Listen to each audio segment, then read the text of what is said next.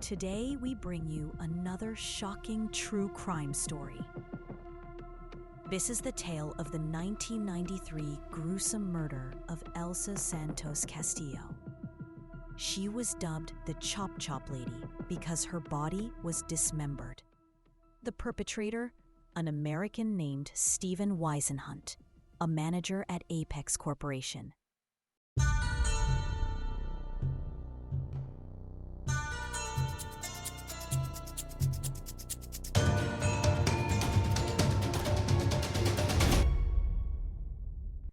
Elsa worked as an assistant personal manager at Apex. Both Elsa and Weisenhunt were married but separated from their respective spouses. During the court trial, it was revealed that Weisenhunt was Elsa's lover. Due to their relationship, gossip in the company grew, and they often became the subject of rumors. For this reason, Elsa decided to resign from her job to avoid the intrigue about her relationship with Weisenhunt. This was also a way for them to avoid scandal both inside and outside the office. However, their relationship soured due to the Americans' jealousy. Eventually, Elsa wanted to break up with Weisenhunt and return to her own home. The relationship between Elsa and Weisenhunt continued to deteriorate, leading to the gruesome murder in the Americans' condominium unit. The prosecution claimed that the motive for the heinous crime was Elsa's reconciliation with her husband, Fred Castillo. This happened a few days before her murder between September 23rd and September 24th, 1993.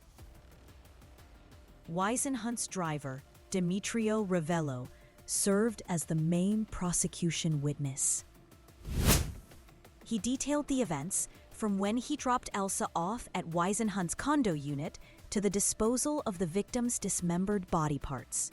According to Ravello, he picked up Elsa from her house on September 23, 1993. After dropping Elsa off at the condo unit, he left after being instructed by his boss. Upon his return, he noticed that Weisenhunt seemed nervous and appeared to have been crying. Weisenhunt instructed him to put some items in black plastic bags, which he later discovered were the chopped-up parts of a woman. He identified the body parts as Elsa's.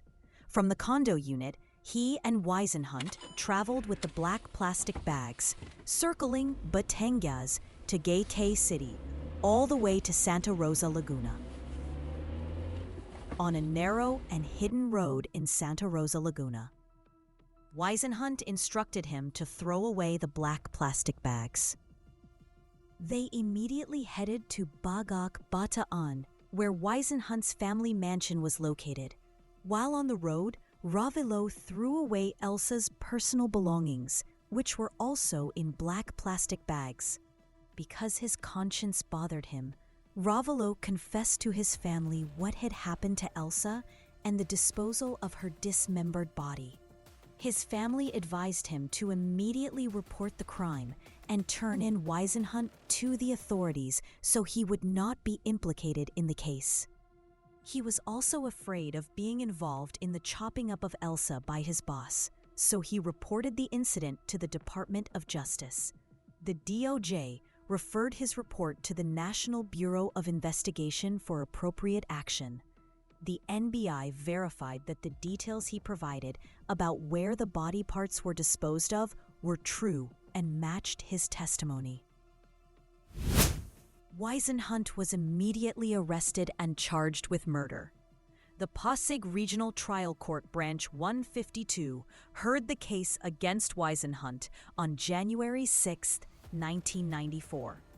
In addition to Ravello's convincing testimony, the RTC judge also based the decision on the results of forensics, which proved that the hair samples and blood stains in Weisenhunt's room and car belonged to Elsa.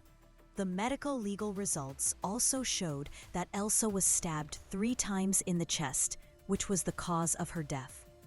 Based on the investigation, Hunt took a knife from the kitchen, which was used to stab Elsa.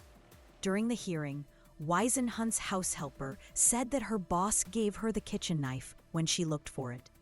In his defense, Hunt denied the accusation and claimed that Elsa died from a nightmare. Hunt also presented letters from the husband, which allegedly threatened the woman's life. The court dismissed Hunt's testimony, stating that it was not credible and had many inconsistencies. The court said that the letters were addressed to Hunt himself and not to the victim, so the accused could not use them. It was revealed during the trial that Hunt could not accept that Elsa had reconciled with her husband, Fred, which led him to commit the crime. The case of Elsa and Hunt was also considered one of the country's most notorious crimes of passion because the American loved the victim so much. The case became so controversial that Elsa's story was made into 2 movies, which were both box office hits. The first was the Elsa Castillo Story, The Truth, starring Chris Aquino. The second was the Elsa Castillo Story, The Chop Chop Lady, which starred Lorna Tolentino. After a 2-year hearing, the Pasig RTC found Hunt guilty beyond a reasonable doubt and sentenced him to life imprisonment. He was also ordered to pay Elsa's heirs 3 million pesos for moral damages, 100,000 pesos for funeral expenses, and 150,000 pesos for attorney's fees. The decision was released on January 31st, 1996, coinciding with Elsa's 36th birthday. For Elsa's husband Fred, the justice they received through the court's decision was a great birthday gift. Hunt immediately appealed the case to the Supreme Court. But on November 14, 2001, the highest court upheld the RTC's decision. In addition, the Supreme Court increased the damages set by the RTC for Elsa's family. But the case became controversial again because Hunt was included in the list of those who would be granted parole and released. Besides Elsa's family, many groups also opposed the commutation of his sentence. After 19 years of imprisonment in the New Bilibid prison, Hunt was released for good behavior.